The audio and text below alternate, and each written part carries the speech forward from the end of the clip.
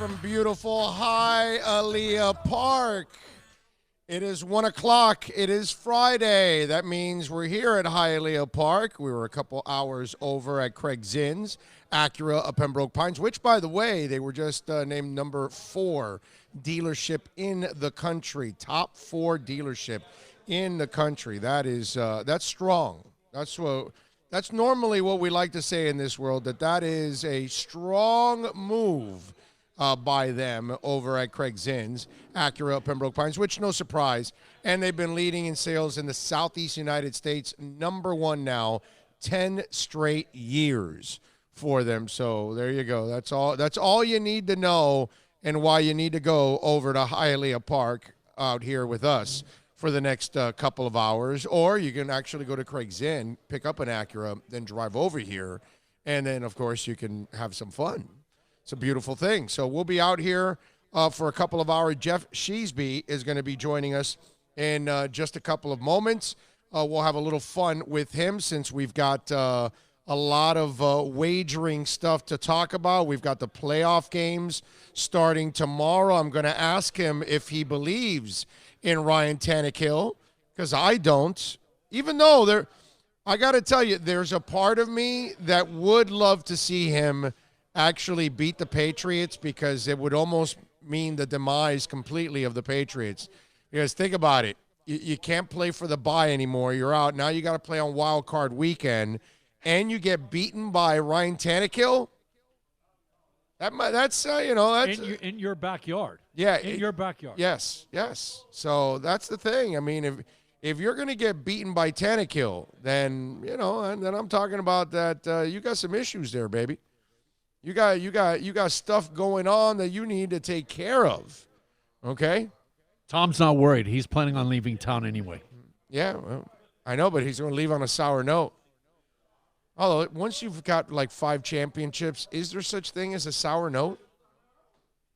You know what I'm saying? I mean, hard to believe that there's a sour note for that. So we'll get in contact now with Jeff Sheesby, and we'll get his thoughts on some of these games in the pros. And you know what? We can ask him also about the national championship games too. National championship game coming up also. I mean, should I ask him about the Magic and the Heat tonight? So we'll get into it with Jeff Sheesby, oldmanwhobets.com, and of course on Twitter you can find him at oldmanbets. And of course, you want to chime in on the chat board, you can do it on the YouTube chat board since we are live here at Hialeah Park. You can reach out to us also on Twitter at Big O Show, Instagram Big O Radio Show. Bill is here by my side as we've got it going on. Let me give you the lines, by the way, while we try to get in contact with Jeff here, just to give you a little update. I do have Jeff, actually. You have him already? All right, beautiful. Well, then I'll do it with Jeff on the line. Yes, oldmanwhobets.com. You can follow him on Twitter like I and so many others do at oldmanwhobets. He is Jeff Sheesby. He's kind enough to join us now. Jeff, we're here at the racetrack, and they are betting on the horses. Are you much of a horse guy? Are you a full-out degenerate, or is it just like regular sports betting? I do a little bit of everything. Can't say I'm particularly knowledgeable about the horses, but who doesn't love throwing a couple bets down with beer in hand and, fancy hat on? Exactly. Listen, dude, I go with my wife, and she wins more because she says, oh, that one's pretty. Bet on that one. And then, that's it. That's how... she looks at the horse. She doesn't look at anything, the track record or anything. No. That one looks pretty. That one looks like it's in good shape. That one looks like it's happy. That's the scouting report I get right before I actually lay a bet. And you know what? She ends up winning more money than I do. That's for damn sure. Hey, maybe that's a scalable methodology that we should be using in other sports. This jersey looks cooler than that jersey. I did that the other week with the Broncos with the retro ones. What do? They came out and smacked whoever they were playing at home. I like it. And remember, when they're here in South Beach, you're like, oh, that guy looks wasted. He looks like he's still not straight from last night. He was hanging out on South. That's the other thing, right? I guess opponents that are here in Miami, you just got to look at him and go, did he get sleep last night? Or did he just wake up? Or did he just leave the club to go to the game? You know what I mean? Yeah, that works for everybody other than James Harden, it seems. Right, yeah, yes. Yeah, no, apparently with James, as long as he's in a really good strip club, he's going to definitely have a good night. All right, Jeff, let's go over. Although, I mean, you know, you could say that for most guys that are at a strip club, right? It's going to be a good night regardless. Yeah, you'd like those, though. Right, unless you're with Pac-Man, you see? Now that's where we go to the other extreme. All right, so I feel like really scales up. When you have a bad night at a strip club, it's exceptionally bad. Where your good night's probably what you expected. Right, yeah. With Pac-Man, you could end up dead. So that's the thing. It's just not a good thing. All right, Houston and Buffalo is our first game on Saturday. Right now, the line is right around 2.5. The over and under is about 44, 43 and a half. Where are you going right now, Jeff? Yeah, right now I'm going Bills 2.5, maybe even money line on this one. I think we've got a really interesting matchup. And we look at both sides of the ball here. They got a lot of different things going on. I think the Bills certainly are going to need Josh Allen to use his legs. We've got J.J. Watt coming back. Without him, their pass rush was one of the worst in the league. Is his torn pectoral actually healed enough? A couple interesting stats I was looking at in terms of offensive and defensive efficiency. Offensive efficiency of both of these teams are about the same. The Bills are at 22. The Texans are at 17. Other side of the ball, we see a very large discrepancy. The Bills' defensive efficiency is at number 6 in the league. The Texans, number 26 in the league. So all things considered, we're automatically seeing a pretty big advantage for the Bills defensively. And I think that is something that the public just kind of refuses to acknowledge. You know, the Texans are a very fun team. J.J. Watt's the man. Deshaun Watson is exciting. DeAndre Hopkins, Will Fuller, all big names. But that doesn't necessarily equate to a win or a cover. When we're looking at, you know, against the spread trends so far this year, Buffalo is 9-5-2, Houston 7-8-1. But on the road, Buffalo is 6-0-2. At home, Houston is 2-6. So this is a team that is shocking the world every time they step out of Buffalo, at least against the spread. And one of those things, you know, I feel like they are bringing up that intensity. They are playing up. You know, they only lost to New England by 6 and 7. They only lost to Baltimore by 1 score, by 7. They beat Tennessee. And then you got Houston, who's been pretty inconsistent. You know, obviously, they started out very strong. They lost by 2 to New Orleans, and they beat Kansas City by 7. But that was a super funky game where Carlos Hyde went off for 100 yards. You know, you can't say he does that too often. I just simply don't think they're going to see those holes or any really openings against the Buffalo defense this week. I think Buffalo comes in with that defense, shocks the world, and takes out Houston. Are there any props you like in this game, like which ligament will J.J. Watt blow in this game? And in what quarter will J.J. Watt blow his shoulder or something along those lines? Yeah, I don't have anything specifically on, you know, the malfortune of J.J. Watt here. But I think in terms of props here, I think it could be interesting to look for something on John Brown if he can get deep. You know, that is the definition of a coin flip. You know, look for like 2 for 75 yards. Josh Allen with his feet, I think, is always interesting. Maybe a first down prop of, you know, first to score for the Bills. Josh Allen running, I think, could be fun. Obviously, more of a gamble there than an intelligent sports bet. But I think it's going to be a great game, great way to kick off the slate with 2 teams that people are kind of ho-hum about. But again, I think that Bills is a little underrated, especially, you know, when they play quote cupcake teams like the Jets and the Dolphins every year. You know, those stats are inflated, but I do think the defense is the real deal, and I think they're ready to shock the world. Jeff Sheesby, by the way, joins us. Of course, oldmanwhobets.com is the website. You can follow him on Twitter at oldmanbets. All right, Jeff, I want to know if you're falling for the banana in the tailpipe, because some are around the league. Affectionately, I used to call him down here in Miami Ryan Tannehill, because he was sure to kill your drive, kill your season, possibly kill a player by injuring him out there with a terrible pass that is kind of late. Well, the New England Patriots are favored by 5, 5.5. Right around 5 usually is a strong number right now. The over and under is pretty strong right now at 44.5. Are you buying Tennessee? Or is Ryan Tannehill going to kill the Patriots' run? Where do you stand on that? Yeah, $1 million questions here, and I think this is a really tough matchup. You know, storyline, a lot of good things going on here. We got player versus coach with Vrabel versus Belichick. We got one of the worst quarterbacks in the league since week 3. That's Tom Brady. Who thought we'd ever be saying that? versus the hottest QB in the league, not named Drew Brees, Lamar Jackson, or Patrick Mahomes, Mr. Ryan Tannehill. So what gives here, right? I have a hard time ultimately fading the Patriots, 1 at home and 2 off a loss. Literally ever. Brady's around 59% against the spread all time. The Pats are 9-0 at home in the playoffs since 2013. And with only 51% of the bets on the Patriots, -5, -5.5. This is almost the closest thing to the public not loving the Patriots than I can remember in some time, especially in the playoffs. There's a lot of good questions. We boil it down, go under the hood a little bit here in terms of offensive efficiency. We've got the Titans at 6, the Patriots at 11. Obviously, lean there on the Titans. But on the other side of the ball, the Titans defense, number 16, the Patriots defense, number 1, historically good. So it's Brady over the hill at number 42 years old. I'm not necessarily convinced on that. Again, he has been, mediocre, bottom 6 in the league since week 3 since week 4, I believe it was, after torching some lackluster defenses. He's been a little less accurate. The run game hasn't worked as well as it has historically. I think that is a key factor because the play action with McDaniel's offense is always so crucial. And his weapons obviously haven't been as good as they historically have been either. No Gronk. Edelman has been Edelman, but it's a new acquisition hasn't really helped. The loss of Josh Gordon hasn't been great. The loss of Antonio Brown, even for that one game down in South Beach, hasn't been great either. But what I do like here about the Patriots is when we look at target share over the last couple of weeks, that has been more diversified.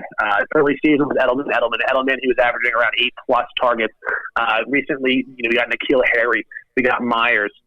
We got Dorsett back in the mix. And I think that kind of spread out offense is going to help. Of course, those guys need to make those catches, but with defense is just ramping up the pressure against the Patriots, they're going to need to get open quickly. Other side of the ball, again, the Titans have looked great. A.J. Brown has been fantastic. He and Tannehill are looking like the best combination since Brady and Moss. But I would like to encourage A.J. Brown to meet Mr. Gilmore. Gilmore is one of the best cornerbacks in the league. He's been absolutely fantastic. And the number 1 ranked pass defense, I think, should be okay. Another fun fact, this also applies to the Bills game, but since 2002, first-time starters in the playoffs have gone 12-31 against the spread. We'll see if Tannehill can buck that trend, but that Titans defense I don't think is going to be able to bring it enough. They're 21st against the pass, so there's any time for Brady to figure it out. It's right here. I'm looking for McDaniels, Belichick, Brady to out-scheme Vrabel. And I think Brady's going to do more Brady things in the playoffs. I'm taking them -5. All right, so you're going New England -5. You're going Buffalo +2.5, you said, right? Correct? That's correct. All right, so third game on the slate, Jeff. The Vikings and Mr. Cousins. Oh, no, it's another primetime game. Let's see, against New Orleans, and the Saints are favored by 7.5. I'm seeing where the line right now looks, it's pretty steady at 49.5. If you have the same numbers, what do you think? Yeah, I think this would be a great game here. Obviously, Saints heartbreaking loss last year. I think they do win this game. I'm not 100% sold. They cover the spread. Again, looking at these efficiency rankings, which I do think are key, kind of get rid of a lot of the noise in the NFL. New Orleans is 4th overall in team efficiency. The Vikings are 7th. Pretty similar both on offense and defense. It's 10 for the Vikings, 11 for the Saints. Defensively, we got 7 for the Vikings, 11 for the Saints. So we're seeing a lot of parity. The Saints have a very strong rush defense, so I think that sets them up for a pretty good matchup against the Vikings. I think Cook has really been the backbone of this offense all year. And to your point, Cousins in prime time, that is always a bit of a roller coaster. So if the Saints are going to force Cousins to beat them, I don't necessarily think they're going to do that. But I do like Minnesota coming off back-to-back losses. Obviously, last week didn't necessarily count, but even that loss against Green Bay for the division, I think they will be, of course, fired up. We look at the Saints and who they lost to this year. They did have 2 goose eggs. The Rams, I would say, were a lackluster team this year. Even the public will probably disagree with me. So I don't necessarily hate that loss, but the Atlanta loss, total goose egg. But they have been playing really, really strong football since losing to San Francisco 4 weeks ago. They had that gritty away win versus the Titans. They smacked down the underrated Colts on national TV. So what is it? Common opponents are looking at the same.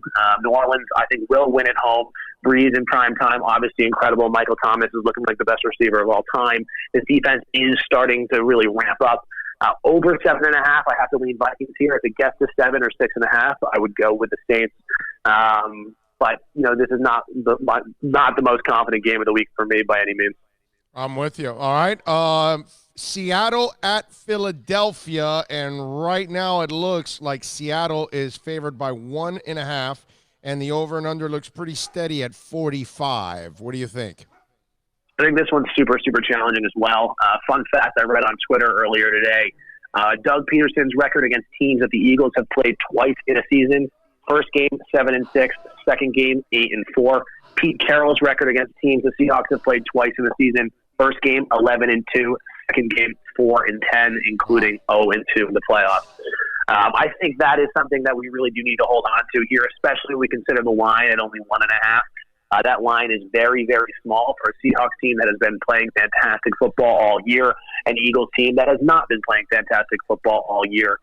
So mathematically, I definitely lean towards the Eagles here, especially with 84% of the public being on the Seahawks. But when we go a little bit deeper, I think it's a little bit more difficult to figure out. Again, Wentz here is a first-time playoff quarterback, as we discussed with Tannehill and Josh Allen. Stats certainly don't favor him there. The Seattle offense is the real deal, of course. They're number 5th in offensive efficiency. Banged up at running back, even though that is 6th in the league there. But they just brought back beast mode. How can we not get pumped up about that? If nothing else, for a fantastic storyline. I would love to see him go off. Now, on the other side of the field, we got the Philly offense. I don't think they're as bad as people perceive them to be. They are 14th in terms of overall efficiency. Their run game with Miles Sanders has stepped up big time. Ertz is back. But again, it's never pretty when you watch those games. I obviously live in the New York area here, so I get a couple too many Giants-Eagles games every year on the television. And it is just the battle of terrible teams is what it seems like. And then all of a sudden we got the Eagles, obviously winning the Super Bowl a couple years back and back in the playoffs here. And I think this season it's really going to be looked down to the Philly defense. They've been pretty good, exceptionally good against the run. They're 4th against the run, but they have been poor against the pass, number 16th. So I'm expecting the Seahawks to really air it out early and often. I think another trend that the public loves to talk about is the West Coast teams coming to the East Coast.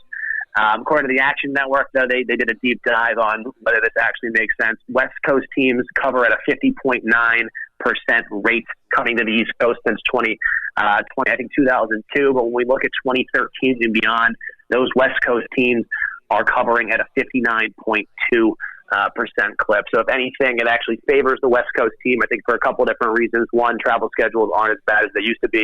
Teams can get out here earlier. Time difference doesn't really make a difference. And two, this public perception that West Coast teams do get smacked on the East Coast. Obviously, public bettors love to do that. The lines have that obviously changed because of it. So a lot of conflicted data here, especially when we look at ATS spreads. Seattle's 5-2-1 against the spread on the road. Philly's 3-5 at home. Seattle hasn't covered their last 4. They lost 3 of those outright. Philly has won last 4 and covered 3 of them, but against just NFC East trash. For me, again, this is not the most confident play of the week by any means. Might need a couple of beers to put me over the edge to actually get me there. My heart certainly wants the Seahawks. I think, especially with an ocular pat down, they're the better team. But all the numbers for me are pointing to the Eagles plus 1.5. So ultimately, it'll probably be a no play. But I think if you did have to play it, you got to go with the home team with the Eagles. All right, so you're going Eagles plus 1.5. You said New Orleans, right? But not strong on that one, right? Yep, that's correct. That's definitely where the line ends up there. If it's over 7, I think the lean is probably with the Vikings, keeping it within 1 score. But anything 6.5, even 7 or under, I'd probably lean towards the Saints there. And then New England minus 5 and Buffalo plus 2.5. Those are your picks. All right, so we got LSU and Clemson now. LSU is favored by 5.5 right now. The over and under is 69.5, maybe 70, depending on where you're looking at it. I don't know. You tell me. Where do you have it, Jeff? Yeah, that is going to be, a hell of a game, for lack of a better term. I think you got to go LSU here, right? I mean, they have just looked quite literally unstoppable. Clemson brings up a lot of good points where everybody's critiquing their strength of schedule and this, and they're saying, hey, this is our schedule, and we did what we had to do with it. Good points. But just looking at what LSU has done this season, I mean, even last week, they put up almost 50 points in the first half. Burrow is unstoppable. Their defense is unstoppable. 5.5, I guess a little bit of a short line. The over is probably where I would lean on that. But nonetheless, I think I got to go LSU in what should be a hell of a game. Yeah, no, I'm with you, LSU. How about the over in this game? I can actually see them going over in this. I think there's going to be a lot of points scored in this game. You agree? Yeah, I mean, I think the line obviously at 69.5 certainly speaks to that. I think historically the lines that high hasn't been great, but just look at what they did last week in just one half. I think in terms of, I got some stats here actually. I mean, between 68.5 and 70.5, the under has hit 53% of the time. So, enough that there should be a slight lean historically there, but both these teams can score. Again, probably a no play for me. It feels about right.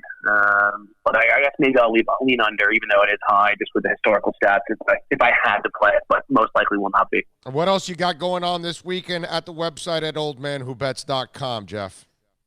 Not too much, honestly. We'll have some more college basketball. On a nice little run recently. Hit 3-0 2 days ago, 6-2 yesterday. So hopefully keep hot there. But if nothing else, hopefully good vibes, a couple cold beers, and a couple winners. There you go. And enjoy a little Ohio, Nevada. There you go, right? That's what you're going to do? Yeah, exactly. Everybody's jacked up for that one. Amidst all the other wonderful games we have. Exactly. Follow him on Twitter at oldmanwhobets. Jeff Sheesby. Jeff, thank you, my brother. Always appreciate it.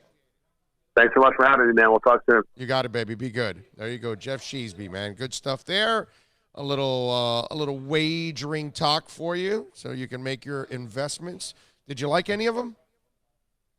I'm with you on the over national championship game. I think they're going to score. Both of those teams, without even points. trying, can put up 35 each. Yeah, I think they're easily going to score a lot of points. I don't think they're going to keep anybody out of the end zone.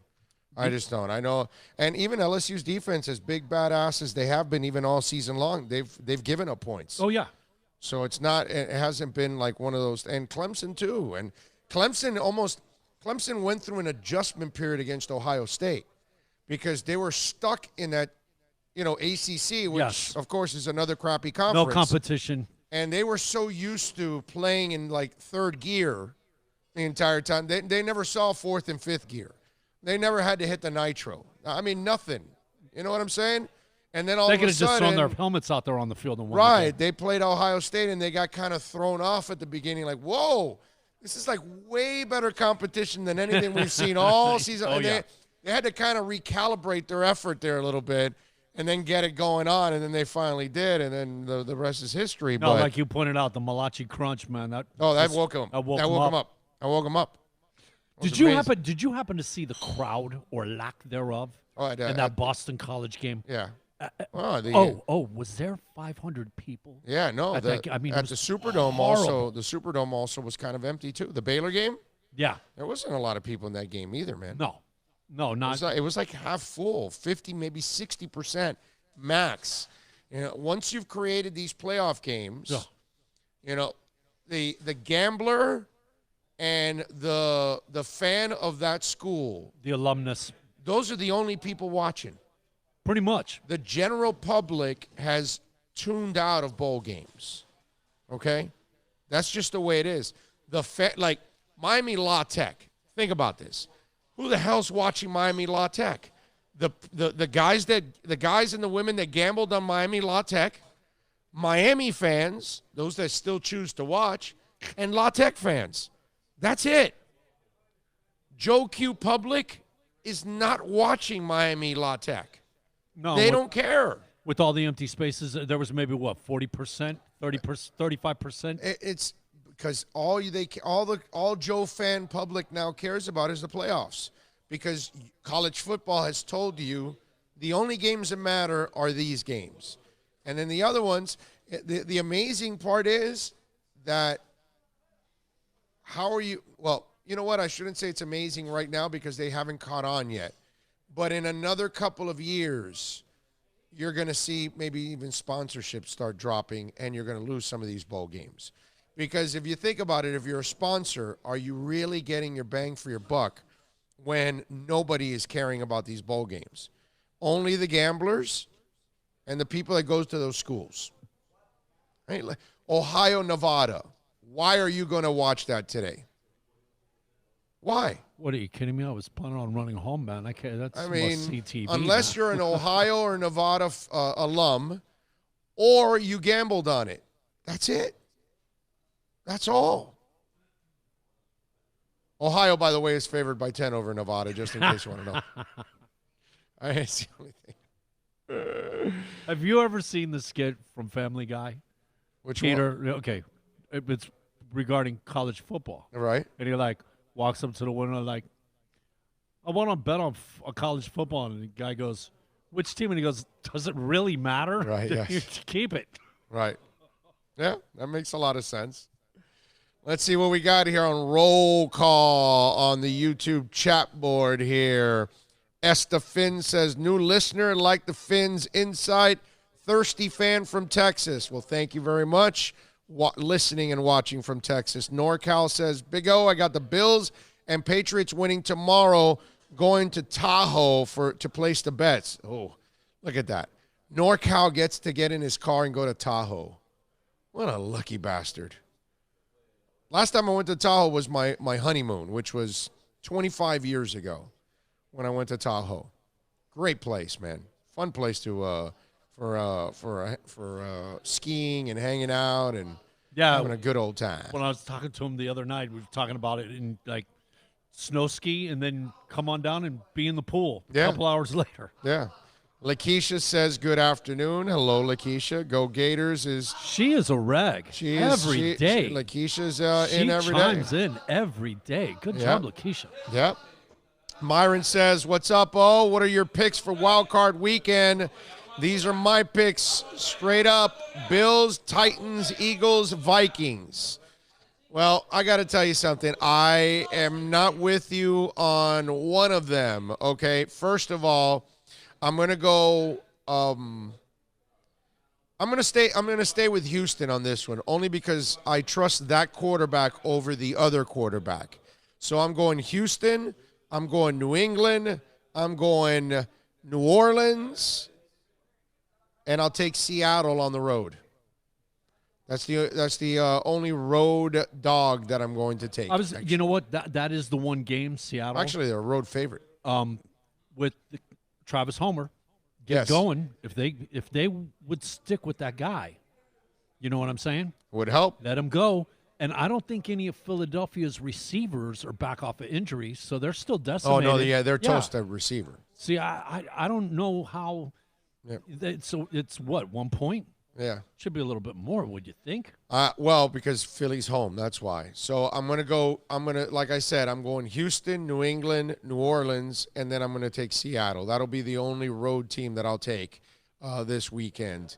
Let's see, what else do we got? Myron says, I got Clemson all the way. One word, experience. Man, I would love to pick Clemson, but I got to go LSU, man. I'm impressed with LSU all the way around. But it'd be cool to see Clemson win that one, no doubt. But LSU looks so damn good. Danny Johnson says, I'll hold Bills, Titans, Seahawks, and Saints. Okay. What else do we have here? The other stuff. Big O, a two-a-days. Is Shula your boss? Thank you, sir. I will make an announcement about your show on Reddit.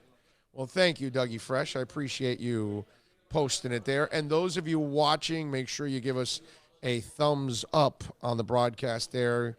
Help it go more viral and pick up more followers and subscribers as we work our way to 1,000. So if you can do that too there on the program. If you want to get in on the accidentlawfirm.com text line, it's really simple. 786-322-1105. That's 786-322-1105 if you want to get in on the program. We were over at Craig Zinn's, Acura, Pembroke Pines, folks. And let me tell you something. They got some great deals right now, 2020 models. And the TLX, it's 209. The ILX, I'm sorry, is 209. The TLX is 239. The RDX, 339. The MDX, $349, only $29.99 do it signing, plus tax tag and registration, folks.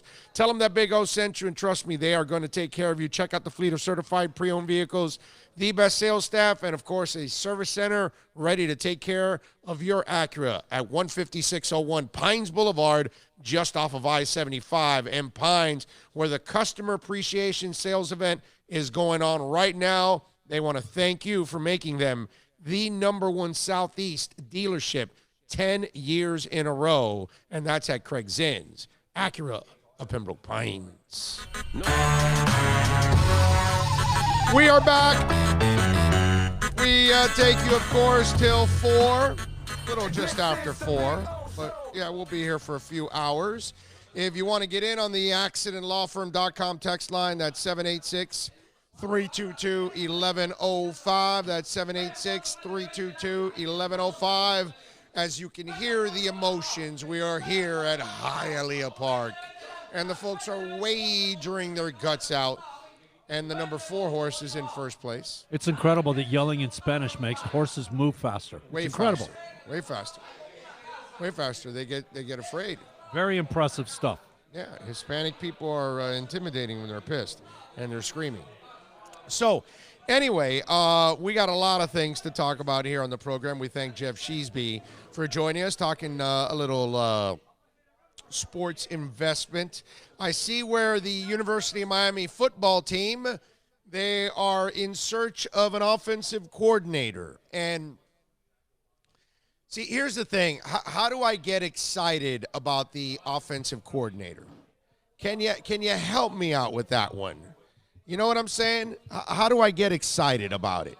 You know, that's the part that you hear the reports that they're going after Robert Anae, a 61-year-old with Virginia, that, you know, he's known to coach the air raid offense. And then SMU offensive coordinator Rhett Lashley also. And I think in Barry Jackson's article, he writes that Manny is high on Lashley and all that, but he is talking to other schools. Now, here's the thing. Wasn't I supposed to get excited about Dan Enos? He comes from Alabama, where they have now spread things out a little bit more, where they're now running with athletic quarterbacks. Wasn't I supposed to get, right? I was supposed to get excited about Dan Enos, right? I was like, we got Dan Enos, the guy that was developing, you know, to had to deal with the situation, yeah, was able to maintain. Right? Yeah. So how are you supposed to get me excited about all of this? This is why I'm just at a point where just show me, bro. Just show me. I don't want to hear any more of this crap already. I don't care if this kid's 5-star or 4-star. I mean, we're watching 4- and 5-star guys that are transferring. We're watching 4- and 5-star guys that don't play. We're watching guys that don't excel at the University of Miami, and then they move on to Sundays, and they excel on Sundays, and they play better on Sundays than on Saturdays. That has to do with coaching. I was supposed to be excited about Chad O'Shea. I don't know. Chad O'Shea's good enough for Nick Saban. He's not good enough for Manny Diaz. I'm just, you know, just let that marinate in your mind just a little bit. Just let it sit there. Let it simmer. Chad O'Shea is good enough for Saban, but not good enough for this guy. I don't know.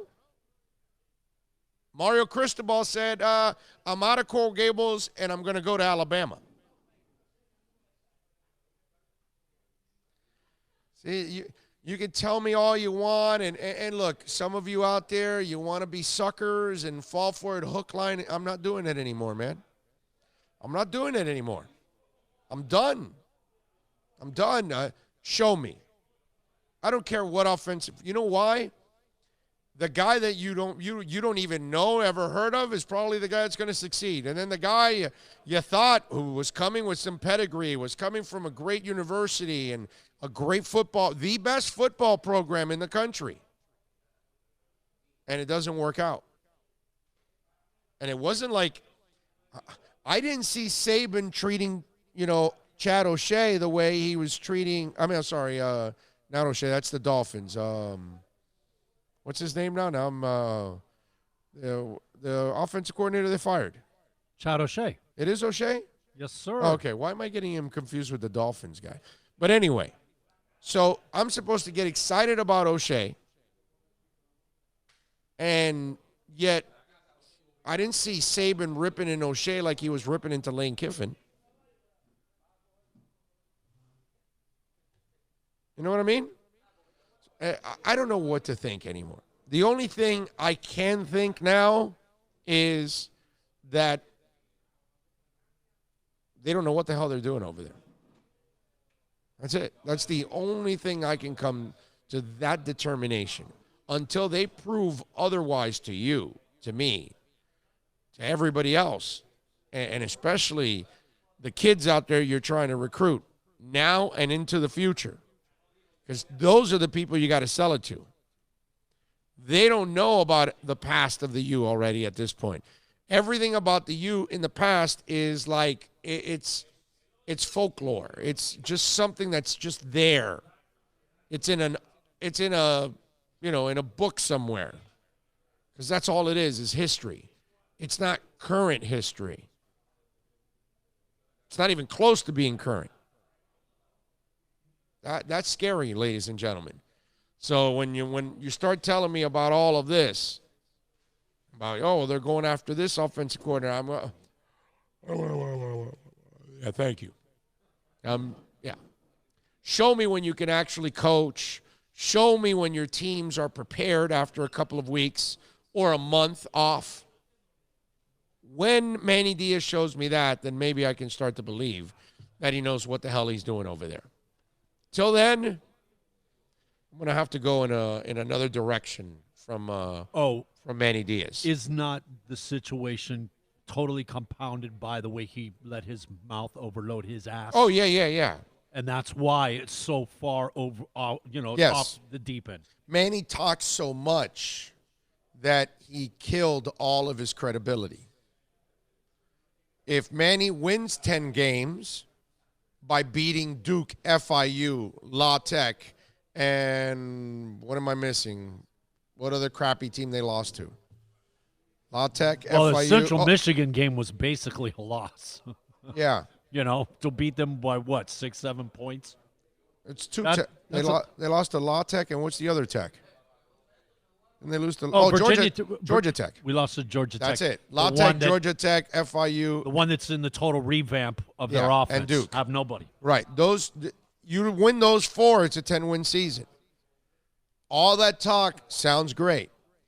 You lose those 4, all that talk you had were empty.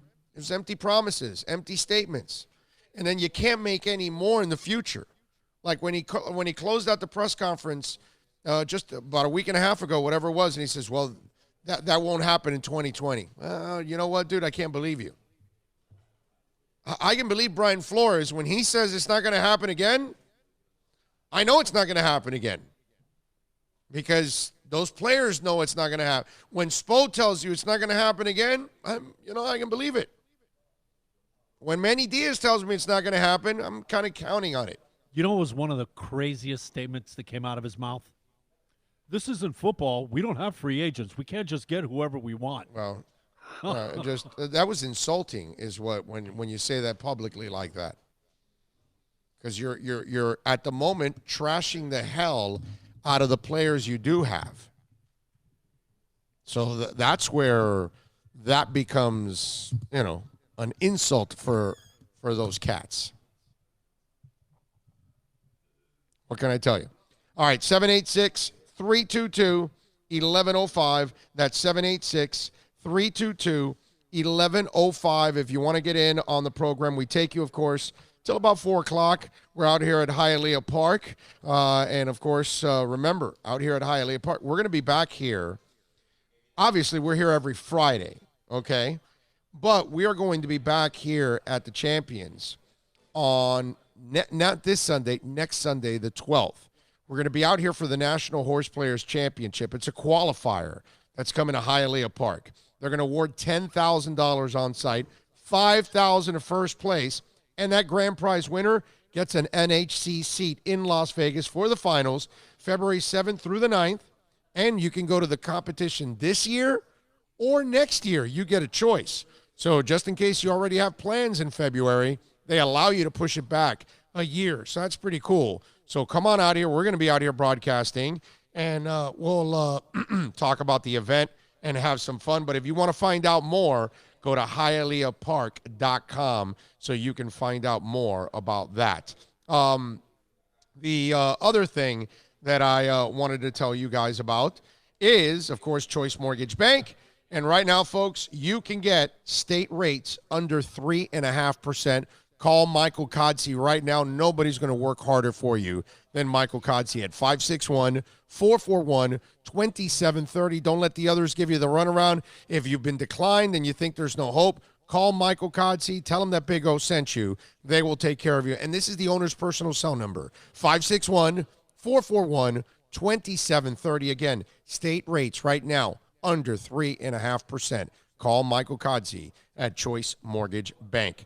Bill, do you have the sound from Joe Thomas talking about Tom Brady?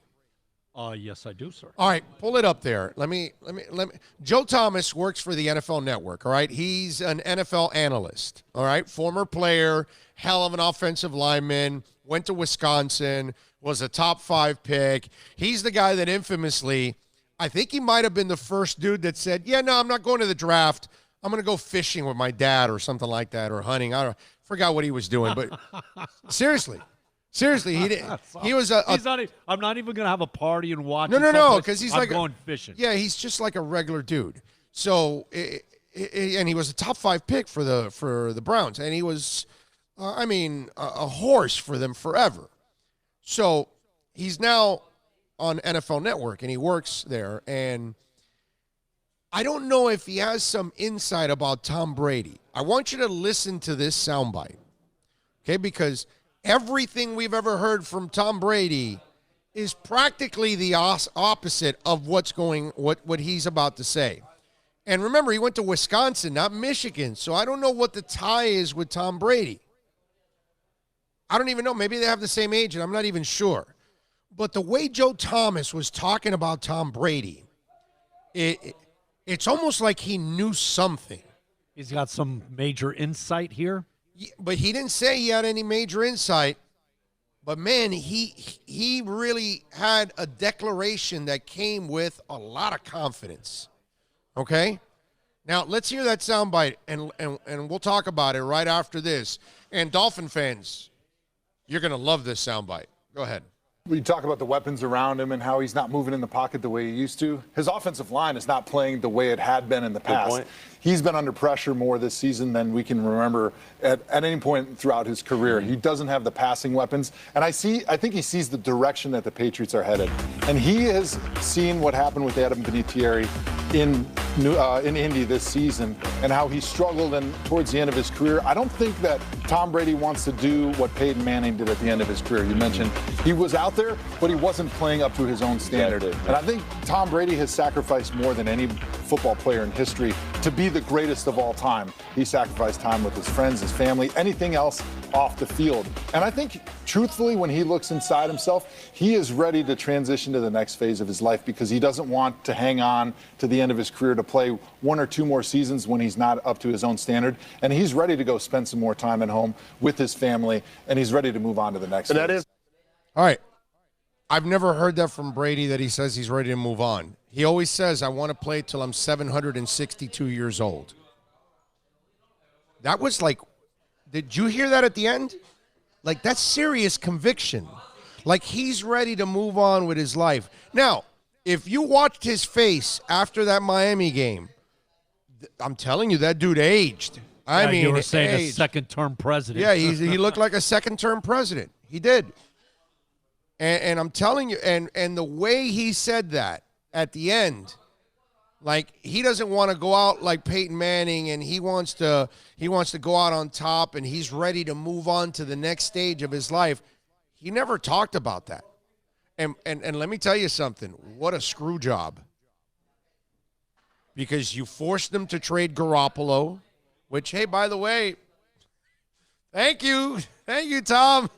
Way to go, buddy. You're going to walk out the door. You're going to leave them with no quarterback. Garoppolo's in San Francisco. You're out with Giselle. Patriots have no quarterback, and the Dolphins take over the division. Yeah, baby.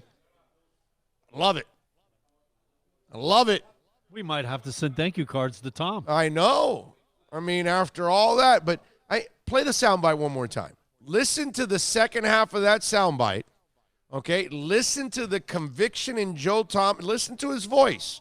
Listen how he's describing Tom Brady like he knows him. The song, I'm inside out. Oh, yes. That's Yes. the Moses, little beat. Yes, Moses. 808 State. 808, yes. Around him and how he's not moving in the pocket the way he used to. His offensive line is not playing the way it had been in the past. He's been under pressure more this season than we can remember at any point throughout his career. He doesn't have the passing weapons, and I think he sees the direction that the Patriots are headed. And he has seen what happened with Adam Vinatieri in Indy this season and how he struggled and towards the end of his career. I don't think that Tom Brady wants to do what Peyton Manning did at the end of his career. You mentioned he was out there, but he wasn't playing up to his own standard. Exactly. And I think Tom Brady has sacrificed more than any football player in history to be the greatest of all time. He sacrificed time with his friends, his family, anything else off the field. And I think, truthfully, when he looks inside himself, he is ready to transition to the next phase of his life because he doesn't want to hang on to the end of his career to play one or two more seasons when he's not up to his own standard. And he's ready to go spend some more time at home with his family, and he's ready to move on to the next phase. That is. I mean, wow. How does he know that? Because Brady only says the opposite of that. But it's very believable what Joe is saying now at this point. The way Brady has looked, the way he has played. You just heard from Jeff Sheesby. He's been one of the worst quarterbacks from week 4 till now in the NFL. How about lack of weapons? Yeah. Yeah. Another factor, right? Yeah. I mean, all of these things that are kind of coming to a head. Plus, his contract is up at the end of the year. He's a free agent. He's got his house for sale. His trainer's house is for sale.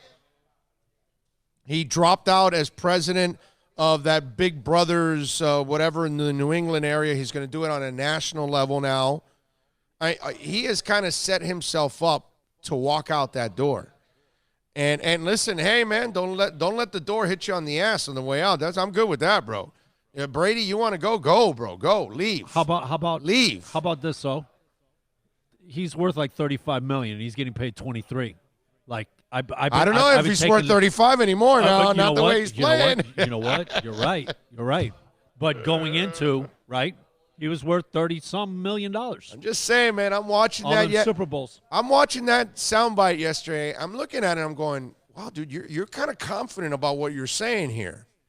And I don't know about any connection between Joe Thomas and Brady. I don't know if any of you guys know anything out there that maybe you can enlighten me on.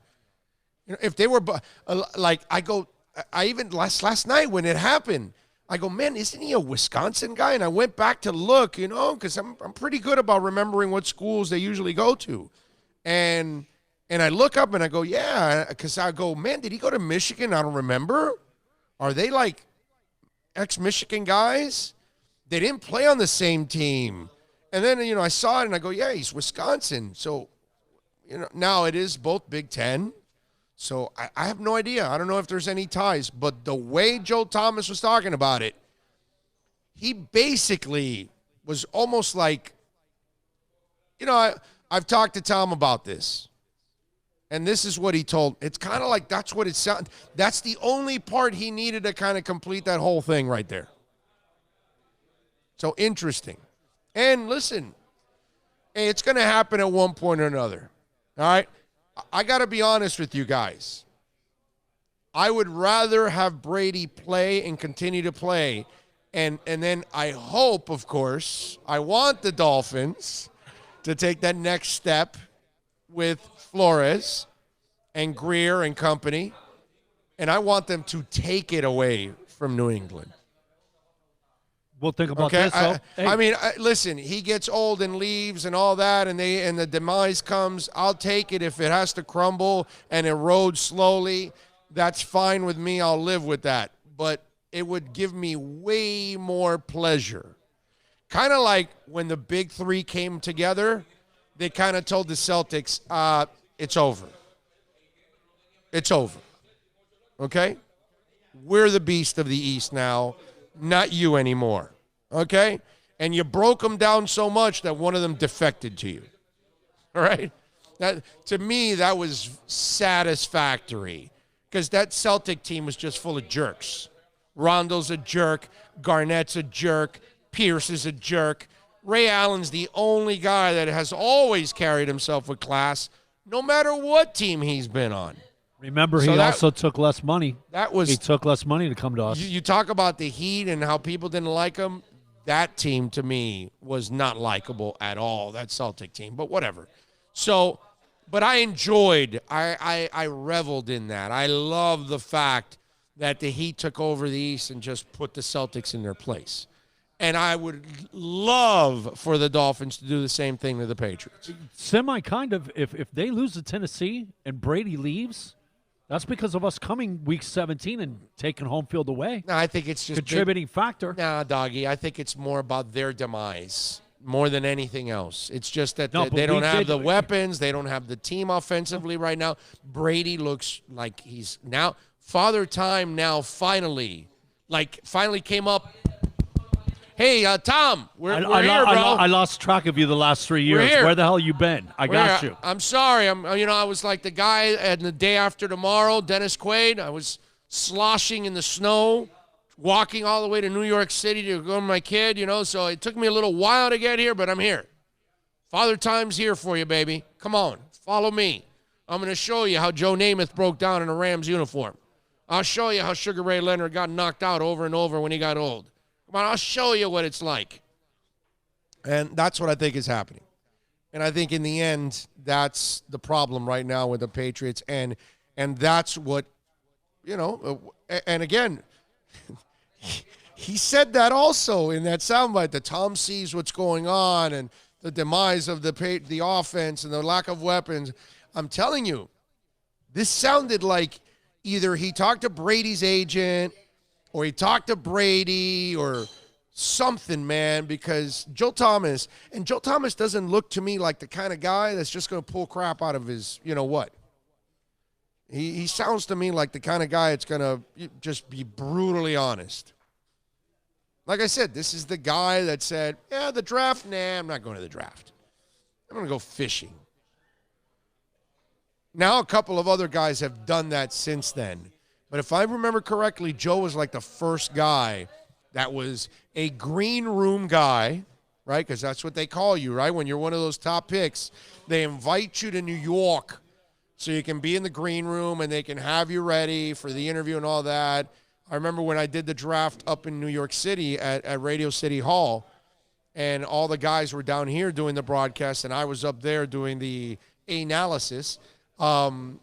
Jake Long was a green room guy, obviously. And so when they brought him to the stage and he got his hat and all that, then he came down and sat next to me. And actually, we didn't sit. We were standing for that interview. Now that I remember. Yeah. Yeah, and that's a mammoth human being, dude. What a great guy. The worst thing that can happen to good people, man. Jake Long is like one of those classy dudes that just knows how to handle everything the right way, something like I'll never be, like that. And Give yourself some credit, man. no, I can't. Give yourself no, a little credit there, buddy. Jake's a stud, bro. You don't do too bad yourself. No, Jake's awesome, bro. That guy's handled Well, all I'm not kinds taking of anything adversity. away from Jake. I'm just saying give yourself a little credit. I man. Just a appreciate little. you being Just a kind, little, bro. but that guy Jake Long is amazing, man, and he didn't deserve it. He didn't deserve what happened to him in his career, and I tell you, it would have never happened to him if Sperano doesn't put him in. Yeah. It doesn't keep him in a fourth quarter of the first preseason game in a rainy field, and because I'm looking at the horses running the mud right now in a muddy baseball field, and that's where he hurt his knee. And then from there on, he kept overcompensating and led to all the other injuries. Telling you. But to me, it's just like Joe Thomas knew something, man. He knew something. The way he came out like that and talked about Brady, I was like, whoa, wow, dude. How do you know he's ready to move on like that? You got some conviction behind your voice there. You sure he doesn't want to go on? Because that's all he tells us. He wants to play till he's 800. The best story regarding Brady, I think it was like March or something like that, and they were at a party. Mm-hmm. And, get you a drink, whatever you want to. No, I'm in training. Yeah. Guy trains 12 months, never off. TB12. Eats right. It's ridiculous. TB12. The way he is. TB12, baby. But the secrets of Brady also is that he gets transfusions, blood transfusions from 8-year-old boys. And so then that way he stays young. He's like a cyclist. Yes, exactly. So he gives them his 45-year-old blood, and then the kid gives him the 8-year-old blood, and then that's it. He's ready to go, and he's ready to go for another season. That's funny you mentioned it. I used to always say, kids, if there was a way that like you could stick a needle and extract their energy and shoot it into us adults, we'd be good to go, That's it. That's what Brady's doing, bro. That's what Brady's doing. When you see your kid hanging around your house and he's lackadaisical, that's because Brady snuck in the middle of the night and stole his blood. That's it. Your kid's 10. He's got no energy, whatever. What's happening with you? Tom visited me last night. I've got no energy now. He took it all. We need to find out about maybe one of our future quarterbacks, man. Yes, we do, actually. We are going to, at the top of the hour, our NFL draft focus turns to Mr. Jordan Love, a target for a lot of Dolphin fans. They love Jordan out of Utah State. Jason Turner, by the way, from the Herald Journal, he covers Mr. Jordan Love for Utah State. We are going to have Jason Turner. When we come back on the other side, we'll have our NFL draft focus. And we'll talk a little Jordan Love on the other side. Before we do that, let me tell you about EJD Construction. Go see Eric and John. Call them right now, 305-318-4978.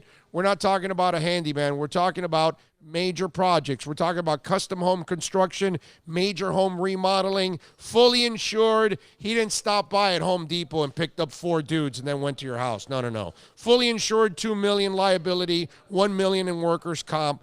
Professionals, quality work, affordability, a shell construction in-house. That's how they keep their costs down. Call Eric right now. I'm going to give you his personal cell number, 305-318-4978. You want to improve that man cave, want to improve that kitchen, whatever it is you want to do in your home, you call EJD Construction, 305-318-4978, EJDconstruction.com. I think he's a young man that